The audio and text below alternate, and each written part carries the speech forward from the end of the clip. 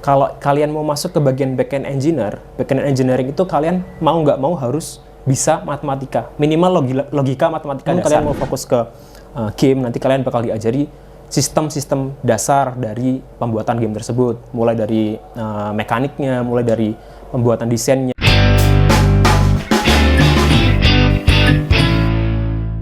Assalamualaikum warahmatullahi wabarakatuh. Halo teman-teman semua, kembali lagi di podcast Kronik Spensik, ngobrol asik seputar Spensik. Perkenalkan, aku Arsa. Di podcast kali ini kita akan kedatangan tamu spesial dari kakak alumni SMP Negeri 6 Pekalongan. Halo Kak Ganes, apa kabar? Halo Arsya, alhamdulillah baik. Makasih sudah menyempatkan waktu untuk datang di podcast Spensik. Berapa lama nih nggak datang ke SMP 6 Pekalongan, kangen nggak sama alma maternya? Berarti kalau dihitung dari terakhir kali saya kesini mungkin sekitar 6-7 bulan ya. Lalu kalau bisa dibilang kangen ya pasti kangen lah. Buat Kak Ganes sendiri saat ini sedang studi apa sih? Untuk sekarang saya masih baru selesai semester pertama di Prodi Software Engineering. Berarti kuliahnya jadi programmer ya? Wah, menarik nih buat teman-teman yang pengen jadi pengembang software, aplikasi game, dan sebagainya. Jangan skip video ini ya. Apa aja sih yang dipelajari di software engineering? Kenapa Kak Ganes mengambil jurusan ini? Kalau nanti semisal kalian mau masuk ke software engineering, itu pertama kali kalian akan diajari mengenai dari dasar-dasar pemrograman. Itu dimulai dari, bahkan dari sampai dasar paling dasar, itu ada matematika diskrit, ada kalkulus, dan ada dasar fisika. Nanti semakin ke depannya, kalian akan mulai diajari dari pemrograman dasar, alpro, machine learning, dan sebagainya. Lalu untuk alasan saya sendiri masuk ke software engineering, karena seperti yang kita tahu kan, zaman itu terus berubah, dan juga manusia itu pasti mau nggak mau harus mengikuti perkembangan zaman atau kita yang akan tergusur. Dan saya itu ingin menjadi salah satu pelopor perubahan dari program teknologi itu sendiri. Dengar-dengar Kak Ganes pernah ingin masuk ke kedokteran ya, tapi belum berhasil. Ada rencana buat coba lagi nggak tahun ini? Ya, mungkin kalau gagal itu salah satu cerita yang buruk buat saya, tapi misal pun saya nanti tahun ini mau nyoba lagi, itu masih belum saya pikirkan, karena jujur saja untuk materi kedokteran itu susah ya buat ngejarnya, apalagi kemarin saya baru selesai UAS, masih prepare untuk masuk ke materi yang selanjutnya akan saya pelajari di prodi saya, seperti itu. Kasih motivasi dong untuk yang belum berhasil masuk ke jurusan yang mereka inginkan. Kalau motivasi mungkin buat teman-teman yang masih belum bisa masuk ke jurusan yang kalian pengen, ataupun masih banyak cita-cita kalian, impian kalian yang belum tercapai, mungkin kalian coba renungi lagi sebenarnya kenapa sih Tuhan menggagalkan kalian, mengapa sih Tuhan masih belum kasih yang kalian mau. Contoh, saya masih belum bisa masuk ke kedokteran.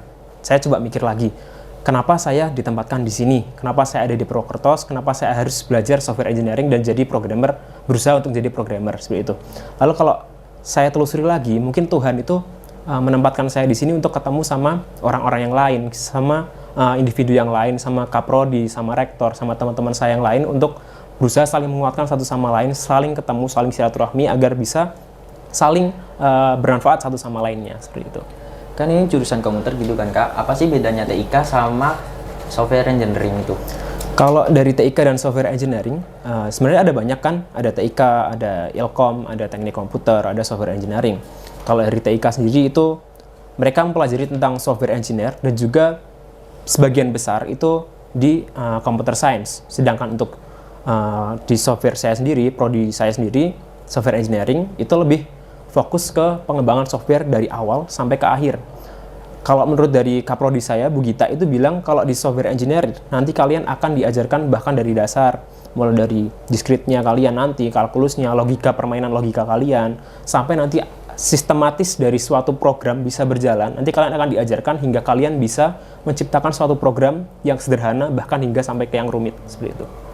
Nah, kuliah yang paling menarik sejauh ini itu apa Kak? Karena saya masih di semester pertama dan juga pemrogramannya masih dikit gitu. Kalau yang paling saya sukai untuk sekarang itu ada di dasar fisika, karena dia di situ kita diajarin tentang pemrograman yang dasar ya, logika dasar, dan juga mulai diawali dari pembelajaran pseudocode sebelum masuk ke pemrograman yang asli. Untuk tugas besar kemarin juga menurut saya cukup bisa dibilang paling memorable buat saya, karena itu pertama kali saya buat game di salah satu platform. Scratch namanya, itu gamenya sederhana, sangat simpel. Itu sebenarnya kayak game 2 dimensi. Kalian bisa lihat, mungkin contohnya ada di Angry Bird itu ya. Kalian bisa lihat gimana caranya suatu program burung itu bisa dilempar mengenai babi kan, mengenai babi gimana kita dapat poin, kita harus tahu itu sistematikanya gimana. Dan di Scratch itu kita dibuat sebuah program, sebuah sistem aplikasi yang gampang supaya kalian bisa paham bahasa pemrograman yang lebih rumit seperti itu. Kan belajar buat software aplikasi, belajar cara buat game juga nggak Kak? Soalnya banyak banget sobat Spensik yang cita-citanya pengen jadi pengembang. Kalau misal kalian mau jadi pengembang game ya terutama, jadi di software engineering sendiri nanti sekitar di semester 5 itu bakal ada penjurusan sesuai minat kalian. Kalian bisa ambil contohnya itu ada machine learning, AI, artificial intelligence, lalu juga ada game developer, lalu juga ada di Flutter developer atau Android, UI UX, back end dan juga front end. Itu kalian bebas milih. Misal pun kalian mau fokus ke game, nanti kalian bakal diajari sistem-sistem dasar dari pembuatan game tersebut, mulai dari mekaniknya, mulai dari pembuatan desainnya, user interface-nya, dan macam hal lainnya yang kalian perlu untuk menciptakan sebuah game yang bisa bersaing di pasar. Gitu. Kira-kira Kak Ganes nanti akan fokus di mana? Kalau saya sendiri mungkin nanti akan fokus ke full stack developer, jadi nanti saya bisa di front end dan back end, dan juga mungkin atau nanti di opsi lain saya mau fokus ke Flutter developer. Jadi untuk pengembangan software aplikasi untuk Android dan ataupun iOS. Seru nggak sih kuliah di programmer itu? Bisa dibilang seru dan juga nggak seru, karena serunya itu ya kalian berusaha gimana sih caranya mecahin sebuah kode pemrograman supaya ini bisa jadi seperti ini. Kalau susahnya ya kalian harus mau ribet, harus mau bergadang tentunya, dan juga mungkin semester kedepannya mungkin kalian bakal ribet juga mengenai laporan-laporan praktikum, terutama mungkin bisa 3 kali dalam seminggu seperti itu. Kalau mau ngambil jurusan ini harus pinter di mata pelajaran apa aja Kak? Kalau dari software engineering sendiri, sebenarnya nggak ada mata pelajaran khusus gitu. Kalian bisa masuk dari jurusan apapun, kalian mau dari lulusan SMA, SMK itu kalian bisa. Cuman kalau kita tarik secara garis besar, untuk software engineering itu kan ada 2 bagian. Yang utamanya itu ada front end dan juga back end. Kalau kalian mau masuk ke bagian back end engineering itu kalian mau nggak mau harus bisa matematika, minimal logika matematika dasar. Supaya kalian bisa tahu sebuah program itu bisa berjalan sesuai keinginan kalian. Sedangkan kalau kalian mau masuk ke yang front end, yang fokus kepada tampilan desain, kalian mau nggak mau ya harus bisa satu skill desain, yang kedua harus punya sense design. Itu sih. Hal apa yang tidak dibolehkan di programmer? Kalau hal yang tidak diperbolehkan, yang pertama kalian nggak boleh males, karena kalian harus ngikutin setiap alur perubahan. Contohnya kemarin Kotlin baru maju, bahasa pemrograman Kotlin itu baru rame digunakan. Lalu misal pun kalian nggak mengikuti perkembangan zaman, nggak mengikuti apa yang klien mau, itu kalian bakal kegerus sama yang namanya perubahan zaman, dan kalian akan tertinggal dan bahkan nggak bakal dilirik satupun oleh customer. Lalu yang kedua itu jangan FOMO atau gampang ikut-ikutan. Kalian masuk ke software engineer karena cuman ini gajinya gede, saya ada teman di sini pengen masuk ke sini supaya ikut gajinya gede juga. Karena nanti kedepannya, terutama di saat kuliah, itu bakal buat kalian ngerasa salah jurusan mungkin. Gitu sih dari pengalaman cutting-cutting saya yang sudah bahkan hampir lulus ini. Karena saya pernah dapat cerita dari kakak kelas saya, itu bulan Juni ini wisuda, tapi beliau bilang bahwa saya kayaknya salah masuk jurusan ini deh, dan akhirnya malah nanti rencananya masuk ke jurusan yang lain, kuliah lagi seperti itu. Lingkup kerjanya jadi apa aja Kak?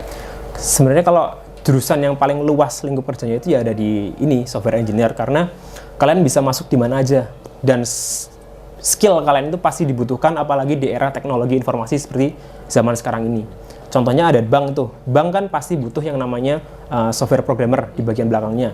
Ada juga akuntan atau apapun itu pasti sangat butuh yang namanya developer untuk mengembangkan program mereka supaya lebih maju lagi di bidang pengenalannya melalui media sosial. Pastinya sangat dibutuhkan. Contohnya lagi, kalian bisa jadi full stack engineer, lalu bisa jadi Flutter developer, game developer, lalu bisa jadi juga desainer grafis seperti itu. Nah itu kita udah ngelihat banyak tentang programmer. Nah sekarang kita akan bernostalgia waktu SMP nih Kak. Dulu mata pelajaran apa sih yang paling disukai Kak Ganes? Kalau mata pelajaran waktu SMP sih yang paling saya sukai ya ada 2 sebenarnya. Ada satu bahasa Indonesia, karena di bahasa Indonesia itu kita nggak cuman belajar bahasa seperti biasa, tapi juga memahami setiap makna kan. Kita harus memahami makna, dan juga bagaimana cara suatu guru menyampaikan juga berpengaruh tuh. Kalau di SMP sendiri, di Spensik sendiri kan ada pembelajaran interaktifnya. Contoh ada puisi, musikalisasi puisi, ada yang buat film dan lain-lain. Lalu ada juga mata pelajaran IPA. IPA itu kan lingkupnya luas dan juga semakin banyak kita paham sesuatu tentang IPA, itu akan banyak kita memahami banyak hal. Dan di situ sama Pak Teguh waktu itu, beliau ngasih tahu bahwa IPA itu bukan pelajaran yang rumit, tapi pelajaran yang seru. Gitu. Masih ingat nggak kegiatan yang pernah diikuti selama di SMP, Kak? Kalau kegiatan yang pernah saya ikuti mungkin dari ekskul sendiri, ada ekskul jurnalistik. Itu kita fokus ke jurnalistik tentunya dan juga pembuatan film. Lalu ada juga ekskul dari Laskar Kapataru, seperti itu. Kasih quote dong, Kak, buat yang nonton video ini. Quotes-nya dari saya mungkin jangan pernah menyerah untuk menggapai mimpi kalian, karena setiap pertemuan dan percobaan itu pasti akan ada hikmah yang bisa kalian ambil dari setiap perjalanan yang kalian lakukan. Lanjutkan kalimat ini ya, Kak. Jangan jadi programmer kalau kalian cuman males dan juga ikut-ikutan doang. Nah, itu perencanaan kita sama Kak Kanes tentang menjadi programmer yang ternyata nggak sesulit apa yang kita bayangkan. Kalau mau tahu lebih banyak lagi, kalian bisa langsung komen di kolom komentar atau langsung bisa chat DM di IG-nya Kak Kanes yang ada di video ini. Jangan lupa subscribe, like, comment, share, dan jangan lupa nyalakan loncengnya agar tidak ketinggalan podcast kita selanjutnya. Sampai di sini dulu video podcast kali ini. Sampai jumpa di podcast selanjutnya. Dadah!